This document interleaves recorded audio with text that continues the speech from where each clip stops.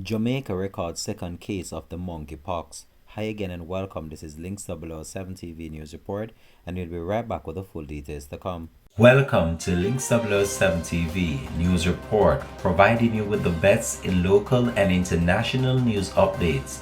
This is a place where you can get the most reliable and informative news information. Links 007 TV News Report. Welcome back and thanks for joining us. This is Links 007 TV News Report. The Ministry of Health and Wellness has confirmed that a second case of the monkeypox has been detected in Jamaica. The ministry also confirmed that the traveler is a male who recently returned to the island from New York in the United States. He is currently in isolation. Jamaicans are being reminded that the monkeypox can be spread through direct contact with contaminated items and or respiratory droplets by way of coughing.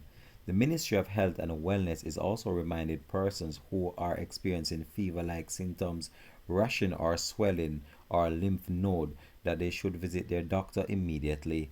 This has been Links 007 TV News Report. Thanks for watching.